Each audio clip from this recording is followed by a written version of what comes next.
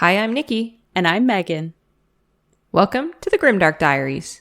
We're your geek gal pals obsessed with true crime and all things dark and disturbing.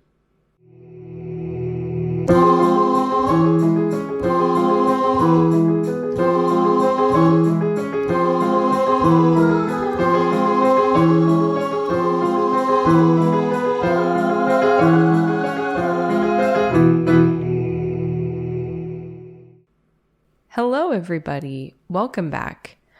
I started a new thing this weekend, Megan. Oh, you did? And I'm obsessed with it. Oh, kind of like your cricketing phase that Yes. happened for a little while This there? one isn't a phase, though. This one's for life. Is it? Okay, tell me. What is it? Well, my husband bought me a ukulele for my birthday. Oh, did he now? He did. That's amazing. And I'm in love with it. Oh, that's so awesome. And how many songs do you know? Okay, I've only had it since Saturday. So, listen to this. So, he asked me what I wanted for my birthday, and I thought about it, and I decided I wanted to learn how to play ukulele. So, he said he'd buy me whatever ukulele I want. I love this.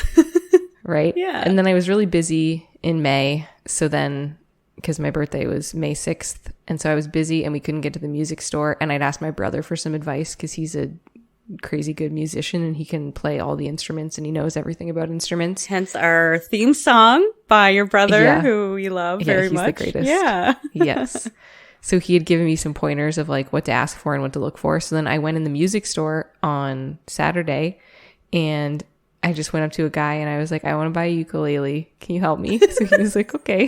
So then he was showing me the ukuleles and they come in 4 different sizes. Oh. And I thought, I didn't know that. So I thought I wanted the second smallest one. Like people usually buy the smallest one. That's when people think ukulele, they think that one. Okay. But I wanted the next size up, which is a concert ukulele, because he gave me 2 to hold. And I was like, this one feels a little better in my hands.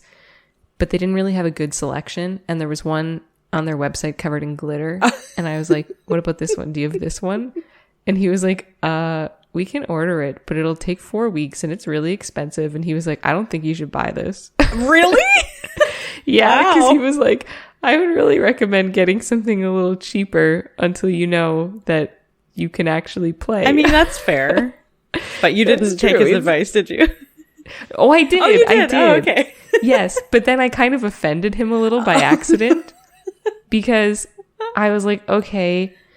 And I was like, well, do you have any pretty ones in here? And I was like, I don't mean to sound vain, but I want to like it. I want it to be aesthetically pleasing to me. Of course. And I'll be more likely to stick with it. Yeah. So he's like, well, I think I have a really nice one out back. So he goes out back and then he comes out and he just has this box and he is opening it and unwrapping all this stuff. And then it was just a dark brown wood ukulele. Oh. And I was like, he was like, what about this one? I mean, that sounds like something that I would like. But the whole wall was just filled with dark brown ukuleles. Oh, they're so all just not wooden ukuleles. Different? Well, he was like, this one is tiger wood. Oh, of course. I don't even know what that means. And I was like, I don't really like it. So then I was like, do you have anything in a pretty color, like a pastel or something? And then he was like, not in that size that I wanted. There was none. And then I pointed at this wooden one and I was like, I just want something a little fancier. And he was like, this is fancy. He's like, this is pure tiger wood. Oh my gosh. I was like, I just mean a little more pizzazz. And he goes, this is pizzazz. Okay. I was like, wow. Okay. He was very nice, but I could tell maybe I offended him with his. Oh, that's. Someone tell me, is a tiger wood ukulele a nice ukulele? He's not doing very good in sales, realizing that everybody's different, likes different things. No. And then he says to me, so he was like, I think that you should get the small size ukulele. That's what everyone gets. And I was like, why? And he goes, he goes, if you play in a ukulele group, that's the one you'll need to have. Oh. And I went, I don't think I'll be playing in a ukulele group. And he goes, you should. Oh my God. This guy is hardcore about ukuleles. Wow. He is. He really is. Oh my God. So when are you starting up your band? Oh God, I know, right? I can play piano. We could have a little band. Yeah. Yeah. I ended up finding a really beautiful one. I did decide to go with the small size one because they had a Fender ukulele, and it's got the head of it looks like a Fender Strat. No way. And it's in like a pastel teal color. Okay. Oh, yes. Okay. I think I saw that in your story. I did not. I posted on my story on Instagram. I did not put 2 and 2 together on that one. Yeah. I had no idea. So I got it, and when I got home, I texted my brother right away, and I was like, guess who got her ukulele? Oh my. And then I sent him a picture, and he was like, shut the front door. And then he sends me a picture back of the exact same ukulele. No, he does not have the Yeah, he has this exact same one in the exact same color. Are you serious? Yes. And we did, like, I did not know that when I purchased this, of like all of the ukuleles in the store. Yeah. You've said this multiple times, but like the fact that you and your brother have such a similar brain freaks me out a little bit. We do. We're like twins, except we're 3 years apart. Right? I feel like you should have been twins, though, with the connection you have. But now I'm having a ukulele struggle because I have no chill. So I just want to be like a rock star immediately. Mm-hmm. Yeah. The process of learning how to play it. Yeah. That's I hate that. So I pretty much am trying to run before I can crawl. Of course. And I messaged my brother and I was like, what songs are easy to learn? Instead of like, what chords are easy to learn? So then he told me the song Riptide by Vance Joy. Okay. You would know it if you I heard probably it. would. I'm not good with names of songs. Yeah. It's pretty much 3 chords for like 95% of the song. And like the same, you just play them in this like certain sequence kind of over and over again. Yeah. And then there's like one other chord during the chorus. So my brother Andrew was like, that one is like literally, you learn those 3 chords, you can play that song. Perfect. So since Saturday, I've just been practicing those 3 chords. I love this so much. So I learned the first half of that song. That's amazing. Listen, I feel like the musical talents run in your family, so it probably won't be long at all before you pick it up. Oh, I don't think so. No? I want to learn, and I know I'll get better because I've only been playing for a couple of days, and I actually had to stop playing yesterday because I played so much that my fingers were raw. Oh, you're getting calluses like they were red on your and swollen. hands. Yeah, it's not great. I also had to take off 3 of my nails. Oh my god! Because I had gel nails, so like these 3, I had to take them off. I had to file. I tried to just file them down. Yeah, this is how committed I am. I have this gorgeous gel manicure. I don't think my nail tech listens to this. No. And my nails are pretty long. And I just took a file and I started flattening them, being like, maybe I can just kind of take them down. And then it got to the point where I was like, I need to file them completely flat. I can't believe that you took them off. Oh my god! I know. And now I just have one hand that is missing 3 manicured nails. Luckily, you don't go into the office anymore. Yeah. I'm telling you, I have no chill. No. The second I was like, I'm going to be a ukulele player. So what are you going to fully do? Committed. Like, I feel like you won't be able to ever wear nails on that hand if you want to play. No, you can't. So what are you going to do? You're going to have to... I'm just going to have smaller? No nails on those 3 fingers. Okay. Just those 3 fingers. That's so hot, Nikki. Right? It looks... I'm going to paint them, though. Oh, okay. Yeah, I'll paint it. They just will be short. Why don't you just, like, grow your normal nails? Do they grow? But you can't have nails at all because then you can't get your fingers I don't flat mean on grow the them frets. out, but like more so than what they are. No, they can't be. I had to take them off. My nails were long. So my nails are just as long as my gel. Really? Holy. Yeah, gel is just like a really strong polish on top of my nails. Oh. I don't know anything about. I've literally never had it done. Oh yeah, this is the length of my nails. So I literally had to saw down my own nails. Like there's still gel on top of my nail. Oh my gosh. But I just had to take the length right down to my finger. Okay, I see. Wow. That's commitment. I have no chill. So anyway, and then I practiced for like a day the sequence of those 3 chords like over and over and over again because one of the chords is kind of tricky to get into. Yeah. And then when I was feeling like, okay, I could play the song probably at like 50% speed, I learned the words and then I tried to sing and play at the same time. Oh, that's a whole other ball game. That took me a whole other day to learn how to do. It's like when you tap your head and rub your tummy. Yes. That was me the second I would start. Because like you play that little chord sequence twice through. And then on the third time is when the words kick in. And I'd be like going perfectly fine. And the second I'd start to sing, it would be like, like I would just like lose everything in my strumming hand. Yeah, that was something that I always struggled with too. Like I've played the piano since I was like 8 years old, and there are songs that I play that I know the words to, but I cannot sing. I still to this day I've never really like practiced hard with it, but even still to this day, if I try to start singing, it's like my fingers just stop working. It's like they go off on the road and Yep. That was my strumming hand. I had faith I could do it though, because I often sing along when I'm dancing. And I dance a lot. So yes. Like, my brain must be able to do that. Yeah, that's true. Yeah, you just have to like retrain it or something. I don't know. Yeah. Wow, that is a story and a half right there. Right, so for all of our future friend events, prepare for me to have a ukulele with me now and force everyone to sing along. I can't wait. Because I also am not a very good singer. Oh, also live shows maybe? Yeah. Oh, the look I just got, you guys. Everyone just has to see. I'm not an awful singer, but like I have a pretty deep voice. So my singing voice is quite deep. And a ukulele is just in a note that my voice does not go, because my voice is so deep. So I can sing along, but like I'm not in the same key my ukulele's in. Okay, that's fair. Yeah, so I'm trying to also learn how to sing while learning how to play the ukulele. Listen, you live your best life and you enjoy every second of it. That's what this is all about. I'm telling you, friggin' Saturday was like the best day I had in a really long time. It was like 27 degrees here and sunny. Gorgeous. Yeah. It was gorgeous. So hot out. I went for a lovely hike with my husband, and I went with our friends. We invited Megan and she just ghosted us. I did. She did. Yeah. So we went for this gorgeous hike, and it was so nice out and like good exercise.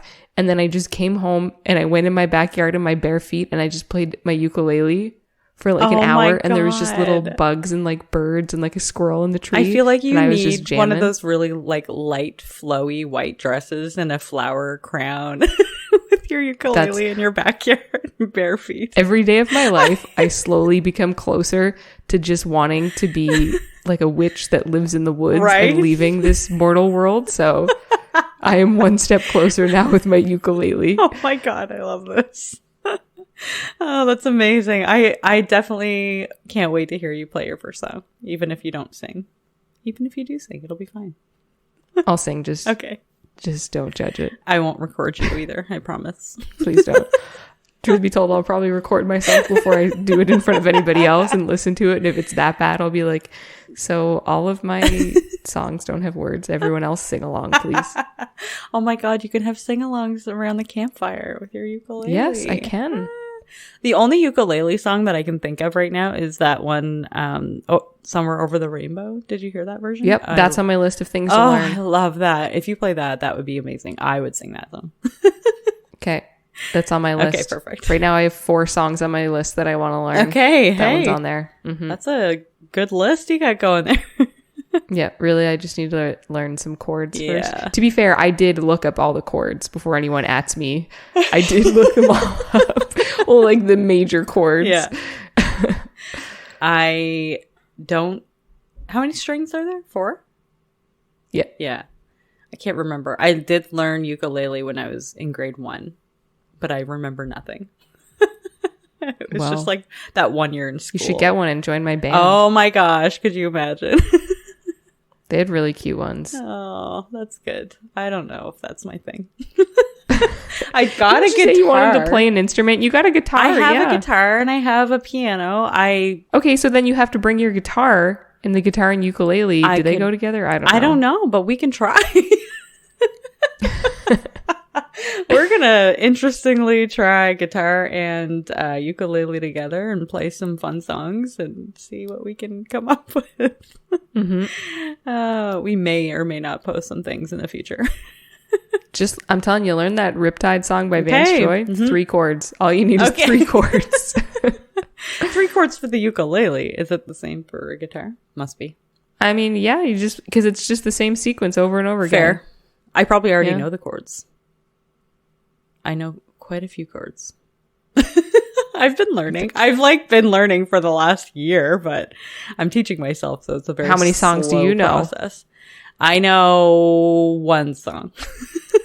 What? You've been learning for a year? Well, I've been learning the chords for a year. Like, so I've been watching these YouTube tutorials and like, not recently because recently I'm way too busy for that. But when I first got the guitar, I was watching like weekly YouTube videos that have like guitar tutorials, and they take you through like different chords and how to like transition smoothly back and forth. That's with those my chords. struggle. So you have to like practice that for quite a while before you'll actually be able to play anything. That's why learning half a song has taken me how many days has it been? Saturday, Sunday, Monday. Yeah. Okay, I guess only 3 days I've been doing it. It's Wednesday today.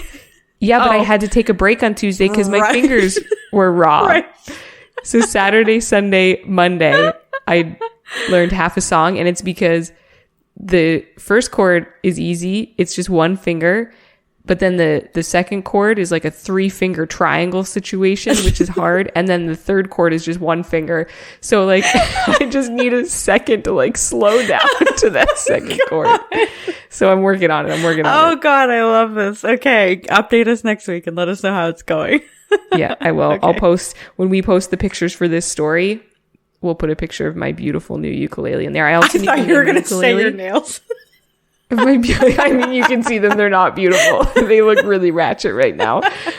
But I also need to name my ukulele. So if anyone has some good suggestions, once you see her picture, I think she's a she. She has she vibes. Okay.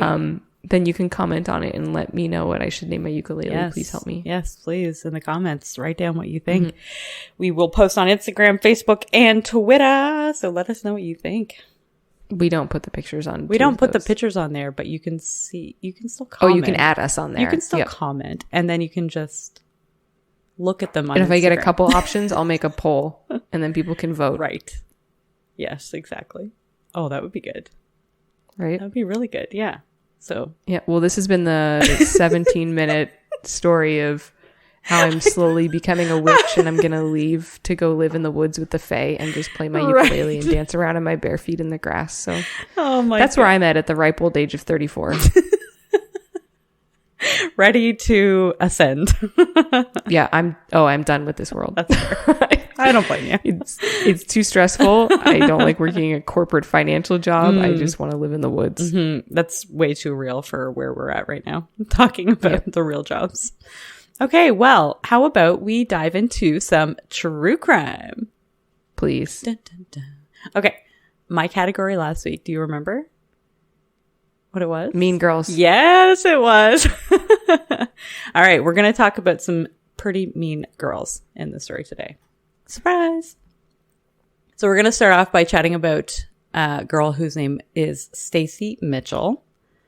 She was born in Dorset, England, in the year 1990. If you think about how old they would be today, 1990 was 2 years younger than me. 32 years ago. It's just, I'm sorry, when I hear 1990, I just think like so young. That's just because, of course, I'm very old. Anyway, so when she was 10 years old, they decided her and her family all immigrated to Perth, Australia. Ooh. Mm-hmm. So this is going to be a fun Australia story. Stacey was the middle child of 4. She had an older brother and 2 younger sisters. And she was described as being a very friendly, kind, and bubbly girl. She was always so happy and was considered to be the life and soul of her family. So sounds like a pretty happy household. When she was 16 years old, however, like most teenagers, she began arguing a lot with her parents. Did you ever argue with your mom? No, not really. I don't see that, actually. No, your mom is too cool. My mom's really cool. Yeah, we didn't really have anything to argue about. I think I mentioned before on the pod, I had like an angsty stage for like a year when I went away to university and I came home for a summer. And I feel like I was kind of mean. No, I don't feel like I was kind of mean. Oh, no. But she was probably And then my mom said to me one day, "Why are you being so mean to me?" And then I was like, oh, God, I am. I am the mean girl. No. Oh, no. Yeah, I think that's really the only time. That's really nice. I wish that was my story. Yeah, we were pretty good. That's good. We didn't really have a reason to be bad. That's good. I'm very glad to hear that. Yeah. My mom and I argued quite a bit. We are the same person, but we have very different beliefs. And we obviously, especially when I was a teenager, had very different views on the world. And I was a child who hated the world. And I always had to have the last word. The last word. Oh my God. Megan, the world hater, world destroyer over here. I am the final boss. Okay, so wait, let's unpack that. Okay. So you hated the world as a teenager? I did. Well, my parents got divorced when I was like 11. I think I was 10 or 11. And I was living in the town that I grew up in with my parents, very close together. And then after a year, my mom moved me 7 hours away into another province. And that was when I started junior high. So I was like brand new school, brand new junior high. I didn't know anybody in the entire town, and except for my cousins, of course. But I didn't want to hang out with them. I love them now, but I didn't want to hang out with them in grade 7. And I kind of just blamed my mom for it all because she couldn't live in the town where my dad was anymore. She wanted to move back home where her parents were, which I get now as an adult, but as like an 11-year-old child, I didn't get that. And I was very, very angry at her for moving me away from my dad. So like, I hated everything. I made her life a living hell. Like, I feel like I wasn't one of the kids that like would run away or anything like that. It was a very, very, very tiny town, and there was nowhere to go, nowhere I wanted to go anyway. But she was more like, it was just the volatility between us, because she was just very stubborn. I was very stubborn. We would have arguments that were so stupid over the stupidest things. And like, I can't even count the amount of times I've apologized to her as an adult, like just knowing the hell that I put her through. And when my stepdad would have to step in, I knew it was bad because he never stepped in ever, but he would step in, and he would be he's a very caring man. And he would always step in and be like, you know, I really don't like the words that are coming out of your mouth towards your mother, because she does everything for you and she puts everything away so that Megan, you can have the life. And she was ungrateful. Right? Exactly. I really was. I was not a good teenager. And I always had to have the last word. So mom and I would be fighting. We would literally be arguing about something. She would send me to my room, and I would just be like snipping at her the whole way on my way to my room. And she would be like, "Oh my God, will you just stop? Like, why do you always have to have the last word?" And I would yell, "Because," and slam my door.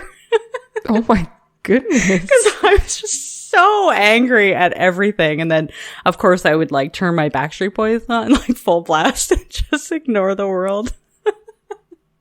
This is my life as a teenager. It was so bad. And now like I couldn't be more opposite now. Like I just feel like now I have, as much as I have like an anger side to me, I just let it float by because I can't live there anymore. It was just such a huge part of who I was as a teenager that it's too much. So I just kind of move along from those angry moments and just like, not gonna let it bother me. Just gonna keep going and move on from this moment. Anyway, so Stacey, we're going back to the story. We're doing a podcast, aren't we? Yeah, we're doing a podcast. Shit. I know this isn't our normal chat that we have before and after our podcast recording. So Stacey was 16 years old, and of course she was arguing a lot with her parents. So she actually did run away. She ran away when she was 16 years old. And she decided to move in with 2 acquaintances that she had only met 5 days previously through a mutual friend. That's a bad idea. Yeah. Anyway, 19-year-old Valerie Parashumti and 21-year-old Jessica Stasinowski are who she moved in with. They were in a relationship together, Valerie and Jessica, and also living in Perth, Australia, but like further down the city. So she had to take like a train to get there. On December 18th, 2006, even though they got along really, really well. So this was, what day was this? December 13th that she had run away. On December 18th, so it was about 5 days later, even though they got along really well, Stacey told Valerie and Jessica that she was making amends with her parents, and she decided that she was going to be moving back in with them the following day. So she'd booked a train ticket for the 19th so she could take a train to get back there. Jessica and Valerie said that they were sad to see her go, and so they decided to throw her a goodbye girls' night party. The following day, December 19th, 2006, Stacey's parents went to the train station to pick Stacey up. But when her train came and went, and Stacey didn't get off, they just assumed that she had changed her mind and didn't want to move back home. A couple more days had passed, though, and they still hadn't heard from Stacey, and she wasn't returning any of their calls or messages, so they decided that it was time to file a missing persons report. Did they know where she was? Like, did they know that she was staying with these two girls? Yeah, so she had gone missing on December 13th, and her parents had filed a missing persons report, and then she had gotten in touch with her parents and told them where she was staying and that she wanted to come back home. Like, they kind of made amends, and that's when she told her where she was staying. So after they hadn't heard from her, they decided to file a missing persons report. And during the investigation, it did not take long at all for the police to find out where Stacey had been staying over the last few days. And then they went to go visit Jessica and Valerie to ask them about where Stacey was. The police left with no leads. They had asked them all the questions that they needed to ask. There's nothing written anywhere that I could find that actually said what their statement was the first time the police went there, but they left with nothing. So the police went back to the station to deliberate on the information they had. Apparently, from those stories that they told the police, some of it didn't make any sense based on the other evidence that they had. I wish I had the evidence, but anyway. So the police went back to their house for a second chat, and this time they also had a search warrant. So it must have been very discrepant. Discrepant? Is that a word? Discrepant evidence? I don't think it's the word you want to use right now. There were discrepancies in the evidence, is what I'm trying to say. Ah. They went around the back of the building and saw a shed back there. Beside the shed was a wheelie bin. That's what they called it in the article, so I had to stick with it. It's one of those green compostable wheelie bins, you know. You had another story. I know. And they called it a wheelie bin, and I was obsessed with it. I know. It was in England. Yeah, that's where... Or it was in Scotland. No, England. I think it was in England. That was the first time we'd ever heard that word before. I was like, oh God, I love it. But... So now we know in Australia, they also call them wheelie bins. That's true. Yes. I don't know what they call them here now that I'm thinking about it. It's just like a green compostable bin, right? They're called green bins. Green bins. Right. It's also compostable, so I guess. I don't know. Well, the bin isn't compostable. No, but it would be a compost bin. It's compost. Yeah. Okay. Anyway. It's made of plastic, Megan. I know, Nikki. I just put food in our wheelie bin yesterday, and I hate the wheelie bin in the summertime because it gets stinky. Did you know that we have only one wheelie bin for the entire apartment that I live in? What? Yes. I know. I just feel like there are that Your many. building is huge. I know. There's like, I don't know, 100 units in this building, maybe. I don't know if I'm exaggerating at all. I could be. There are a lot of units in this building, and there's one green bin. Just one. I know. I was like, do they have it somewhere else? Maybe there's like one on the other side that I just don't know about, but think about that. That's still only two for the whole building. So like, yeah, it seems like not enough, but also does anybody especially in the winter when they're only getting apartment? it every second week. Yeah, that's true. Yeah. I don't know how they manage it. It never seems to be full, so I don't think we have any issues with people aren't using it. No, I don't think so either. Okay, so they went around the back of the building and they saw a shed. And beside the shed was the wheelie bin. And inside of the wheelie bin were the remains of Stacey Mitchell. 4 days had passed at this time since her death. So you can imagine the state that her remains must have been in. Oh my goodness. It was December. But they have opposite seasons. Oh yeah, that's right. I mean, it never gets cold there though. I have no idea. It does get cold in some areas in Australia, like closer to the north. I mean, not but I like don't know where Perth our is. cold. No, fair. That's fair. Was it Australia that has the it's like a ski mountain inside? Did you hear about that? No, I have not to look heard that about up this. after, but I'm pretty sure it's in Australia. They have like an actual mountain with snow inside, like a mall or something. So not an actual mountain? No, but it's like, I don't know what it's made out of, but They have an actual mountain. it is an actual But it's mountain. not. I don't know. I can't remember. Like a I know ski somebody, hill, you mean? Yeah, somebody told me about it a long time ago, and I can't remember now. Anyway, I'll look it up after. So Jessica Stasinowski and Valerie Parashumti were arrested for the murder of Stacey Mitchell. They also openly admitted to killing her. They seem to be proud of it.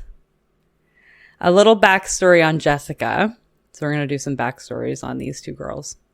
Jessica was super young when her parents first got divorced. Not first, when they got divorced. And then the second time they were divorced. Listen, people do that. It was worse than the third. I know. She didn't have many friends and seemed to have, she was pretty lonely in her childhood. She too had run away from home in her mid-teens, but she actually decided to live on the street. And of course, on the street, she got involved heavily with drugs and made her money by sex work. Trigger warning for self-harm. Jessica was also known to have a history of cutting and burning herself, and she just generally felt emotionless at most times. Backstory for Valerie. This whole thing is just trigger warning for abuse.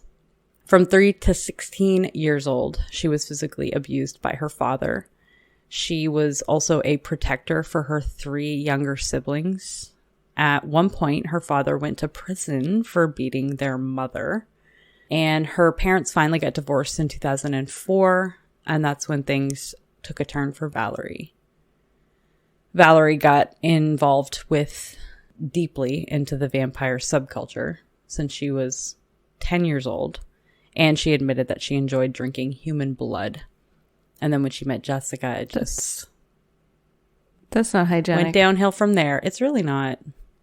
I heard Megan Fox and what's his name? Machine Gun Kelly. Yeah, they apparently also drink each other's blood. I don't know where I even saw that, but it's like, oh, that doesn't seem very healthy at all. There's stuff in blood that's not good for your body. Somebody could have a disease. Mm-hmm. And also just like the iron content, if you have too much like iron in your belly, like you can go, there's something that happens to your body. I can't remember what it is, but it's not good. Like, do not have too much iron. What Stacey didn't know when she first moved in with Jessica and Valerie was that during the short time that she knew them, these women had made a plot to kill her. In 5 days? Apparently, they knew on day 1. They had written the whole thing down, how they wanted to do it. They made a plan. Mistake. I know. And so, of course, you'll hear about many of the mistakes that they made in this story. They also made a plan with their other roommate, whose name is David Haynes. This was a 27-year-old man who lived with them right at the time. The day before the murder, he found out about Jessica and Valerie's plan to kill Stacey. And he told them at the same time about some distressing comments that he had heard Stacey make about one of his male friends. It doesn't ever say what those comments were, but I guess you can kind of imagine. Anyway, of course, this news just added fuel to the fire that was already burning inside of Jessica and Valerie. Valerie said to David, quote, "No one should destroy your happiness, and you kill anyone who doesn't," end quote. Oh, that's quite the affirmation. Yeah. Could we get that on like one of those things you stick on the wall, like a live, laugh, love, where you get like the decals? Yeah, exactly. You kill anyone who doesn't. Have that with like some starbursts around it, or some flowers. Exactly. Although now that I'm reading it, that quote doesn't make sense. No one should destroy your happiness, and you kill anyone who doesn't. Oh, they double negatived it? Yeah, they double negatived. Yeah. And it was a quote. God. So you have to kill everyone that's not destroying your happiness. Right. The list must be long. Yeah, I feel like, I don't know if the source I got that from got it wrong, or if it was wrong written down from. If they're people that write down their murder plans. True. I don't give them too much weight. That's so Write true. it, regret it, say it, forget it. Yeah. No regrets. Do you know what that's from? From people getting the tattoo spelled wrong? Yeah. I was on, what was it? The Millers or something? The Millers Family Vacation. Anyway. It's funny, Nikki. You just seem so emotionless when I said I'm that. not. It's just because my microphone covers my mouth, so you can't see when I'm smiling, really. Okay. Yeah, it does. Sometimes I don't look like I'm smiling. But if I move, I am. Cucks you out too. Yeah. Yeah, that's true. Initially, he laughed at her saying this and then stopped and was like, actually, that's a great idea. But he also said he could think of much better people to kill than Stacey. What? I don't know what he meant by, I don't know. This does not sound like a very healthy household. They sound like they all have a few small minor tweaks needed.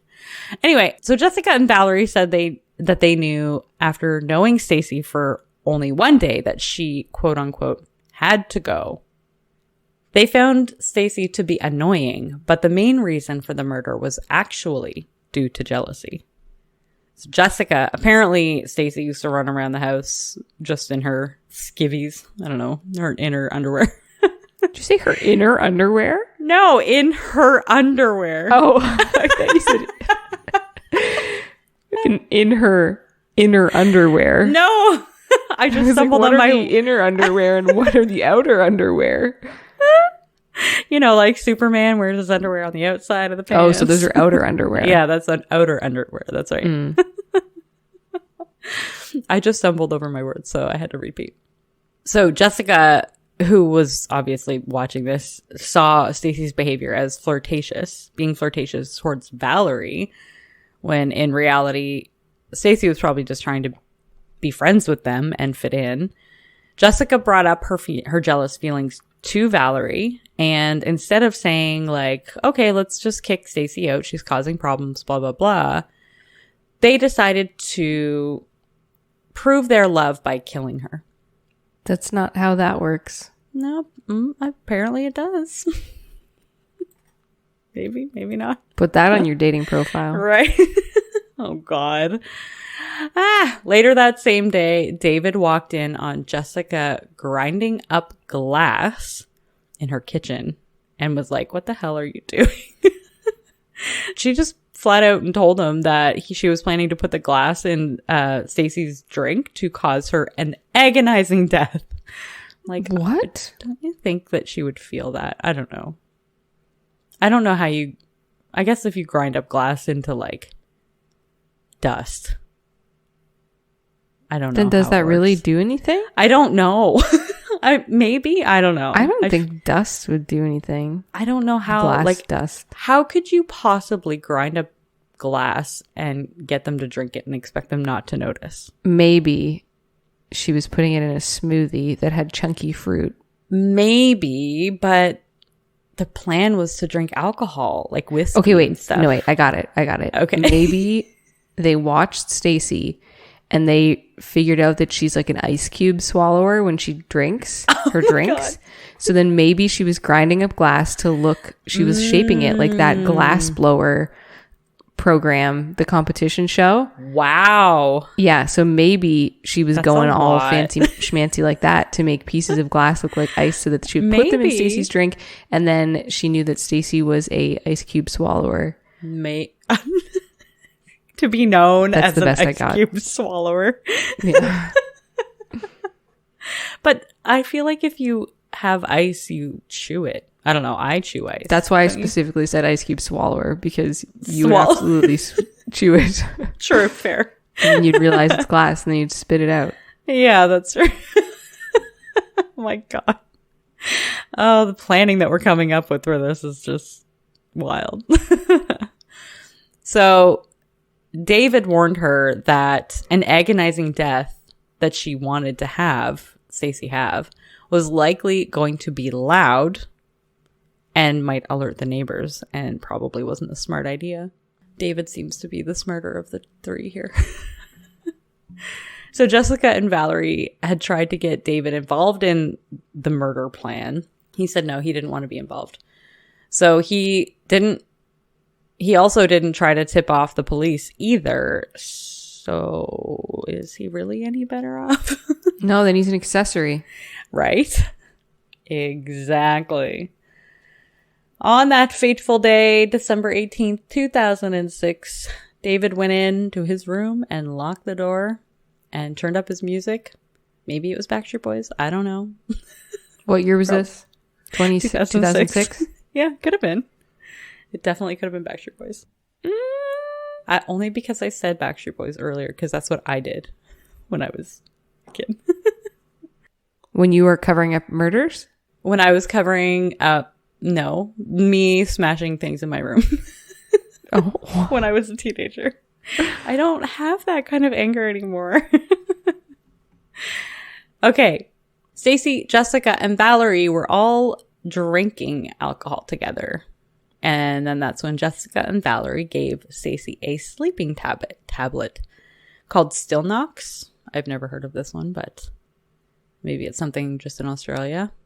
They had actually told Stacey that it was ecstasy. And if they were going to have a real party, then she had to take it. Taking the sleeping pill, obviously, would make Stacey way more vulnerable.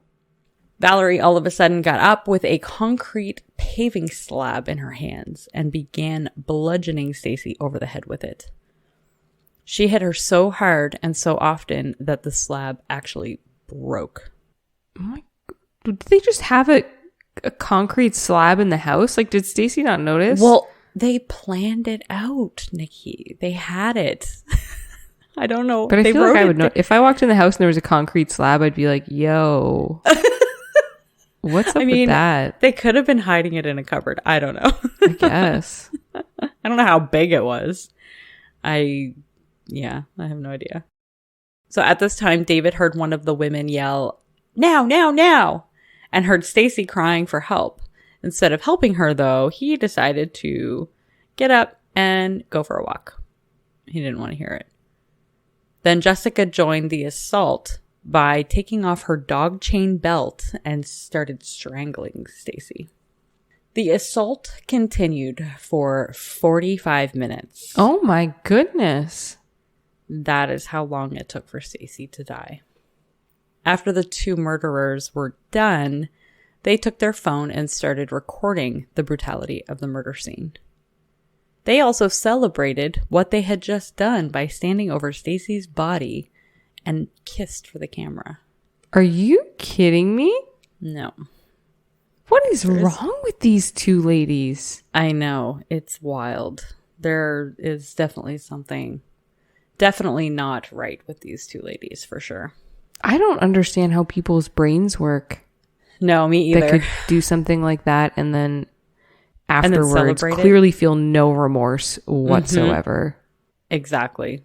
Like almost getting off on it. David returned at 3:20 a.m. and went straight to his room. The next day, Valerie and Jessica showed him the video that they had made right after the murder happened. And then later, the three of them decided to go out shopping. They wanted to go look at some tools and price them out, like, chainsaws and spades. Shovels, I assume. They wanted to see how they should dispose of the body. Clearly, they never got around to that before they were caught, though. It's like 4 days they still waited before they did anything. Before they were caught, I mean. So does it say how they cleaned up the house? Because if you bludgeon somebody, that's going to be a right old mess. No, it did say that they...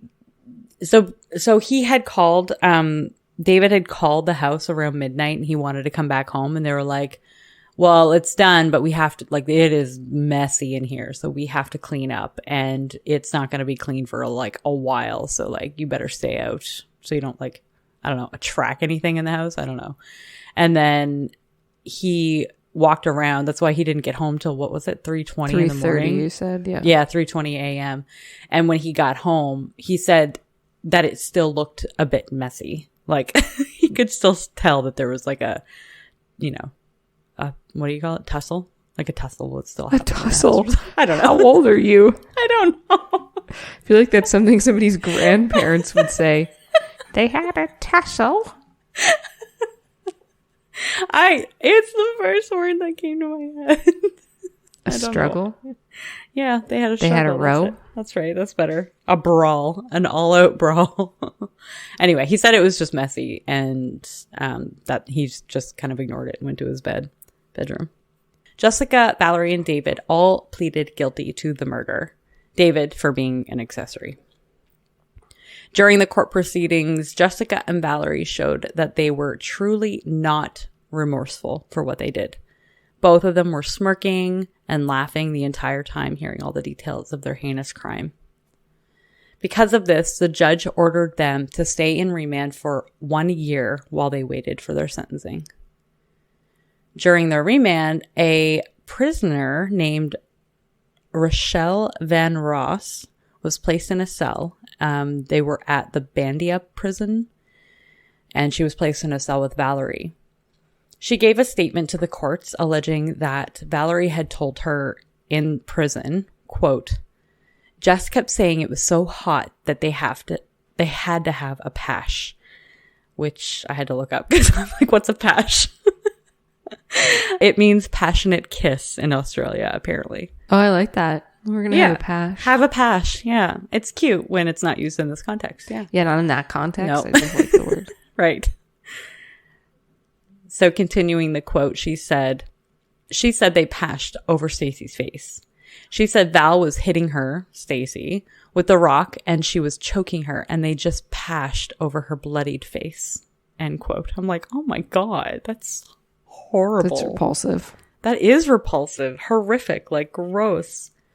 In January 2007, Jessica wrote a letter about her crime.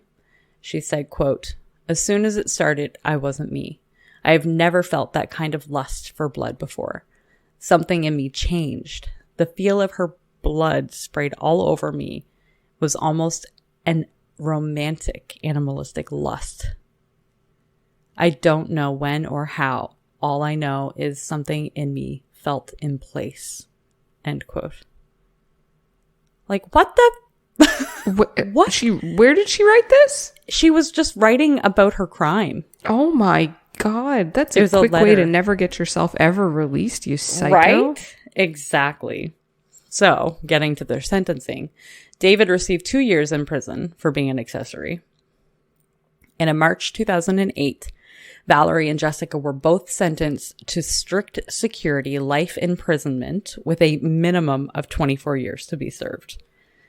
The judge said, quote, you have both had more than a year in custody to reflect on the evilness of your crime, yet you still lack remorse and obviously place no value on the sanctity of human life. There is also the added problem that you each enjoy being sexually aroused by violence. End quote. The sentencing judge was noted as also saying that he had held little hope that the pair could be rehabilitated after they were seen to be maintaining their relationship while they were in jail. They decided to move them to separate jails and prisons so that they could stop them from talking to each other and communicating and continuing their relationship. However, it was reported in 2009 by the West Australian that even though they were separated in prison, the two former lovers kept in contact using convicted serial killer Catherine Burney as an intermediary. Why is that serial killer getting to hang out with them? Both of them in separate prisons. I don't know. I'm assuming that letters are being sent from Catherine to and from each of them. I don't know. Maybe she's in prison with one of them. It didn't actually say, and I don't know how people found that out either. Like, I'm assuming they're monitoring the letters that are going in and out of the prison, but why wouldn't you stop them? I don't know. I'm not really sure. But all I know is that they're still in contact in 2009 and there has been no update since then. So they are rotting in prison, not together. Good. And I assume they're going to try to halt any communication between them. But I mean, it's been 13 years now, so who knows? Damn. Yeah. At least I gave you like closure on this one a little bit. Yeah, I like closure. And you certainly did find mean girls. Yeah, they were mean. They were like, they knew they were going to kill her on day one, but they took her in and they hung out with her. They had fun with her. They were like being superficial friends to her. And that just like breaks my heart for Stacey, because she was ready to make amends with her parents and go home the next day. And well, that also just shows that it wasn't like they just wanted to murder somebody. Literally. Because it's not even like, oh my God, she's so annoying, we have to get her out of this house. And the only answer is murder. Like she was like, I'm leaving tomorrow. And they're like, well, we got to murder now. Right? Yeah, exactly. They didn't even give her the opportunity to leave to see if they would like calm their nerves. They actually just decided to kill her, and that was it. So anyway, it's just a really sad story, obviously, for Stacey and her family, who didn't get any reprieve from any of this, and hopefully they don't ever have to be brought back for any reason. I don't know if parole is actually going to ever happen for them after 24 years, but because that's what, only 11 years away from now. 12? Yeah, 12 years from March 2008. Anyway. So that's it. That's the story. So I guess it's your turn to roll. Time to roll. Okay. Here we go. I'm just reminded of those Mario games. Yeah. Here we go. I got 16. Hey, that's a good roll. Yeah, that's pretty good. Well done. My theme is poet and I didn't know it. Nice. Are we going to hear a fairy rhyme? I'm going to spend rhymes? 1 hour repeating haikus and limericks that I write myself. With your ukulele? I was about to say with my ukulele as background mood music. Do it. I'm definitely encouraging this. Probably not. I'm probably going to find some kind of true crime story where the killer, you know how sometimes they write letters and stuff? Oh, like a signature. Kind of yeah. Yeah, that's the first thing I thought of. Mm-hmm. Yeah. Some kind of weird like calling card or letter. That would be cool. Yeah, if you do find something like that. And then maybe I'll just play my ukulele for fun. I just really want to play my ukulele. Please. Listen, I am not telling you not to. I'm sure the audience would love to hear it. Yeah, I'm sure my neighbors love it because I keep playing in my backyard.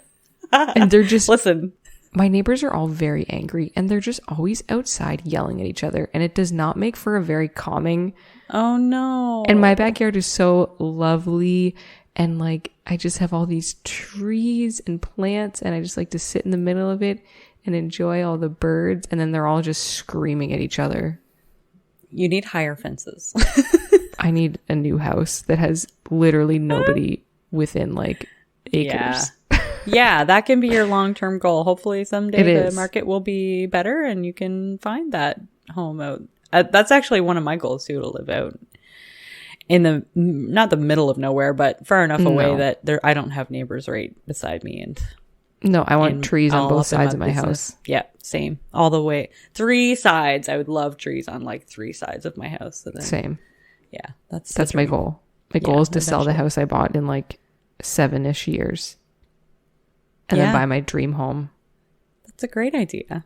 Yep, that's the goal. I'm already saving money. That's perfect. I love it. Yeah, that's how much I hate my neighbors. I'm already saving another down payment, even though I've only lived here for less than a year. Oh, no. That's always good to plan, though. And I also feel like, you know, you got to love where you live and you got to love, you know, you're basically going to spend the rest of your life at this place. So. Yeah, it's certainly not going to be this house that I spent. This was a great first house. This was a great starter home. Yeah. And I would like it. I'd be fine staying longer here if the neighbors weren't so awful.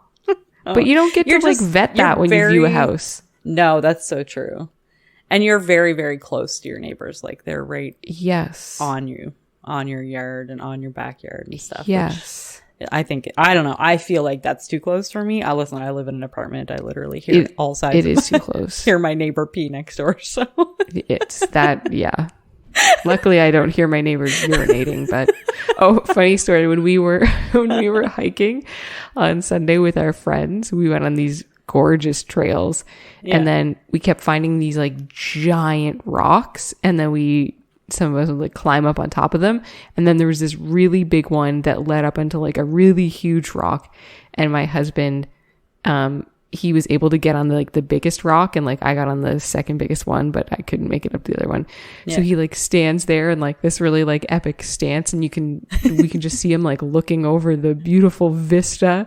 Yeah. And then after like a minute, he comes back down and he goes, "Well, when I was up there, I saw a guy peeing on the other side of the rock."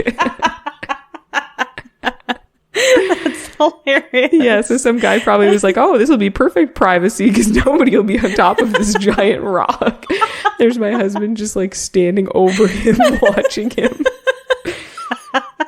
It's hilarious. Oh my God, I love it. Nature. Yep. I mean, nature called. What are you going to do? Yeah, that's true. You feel like you're safe out there. Yep. Well, this is the end of our podcast. So then you know what this means. You can now go find all of our awesome social media. I apologize for my hiatus from social media. I had some family emergency I had to deal with, so I was not in town, but I am making it a goal to be more active on social media if I can tear myself away from my ukulele. So this comes out in June, right? Yeah, it does. So June will be much better. June 1st today while we're recording. I promise. I promise it'll be better. Social media in June. So you can find us. Just search The Grim Dark Diaries. And if you go on Instagram, then you can see the awesome pictures we post and the picture of my beautiful ukulele. And maybe her nails. And maybe my really ratchet nails. And you got to help me name. So on all of our social media, tweet us and Facebook us and Instagram us. Wow, I'm surprised you went to tweet first. I don't know. I'm rambling, Megan. This is what happens. I know. It's true. So help me name my ukulele, please. She's very beautiful.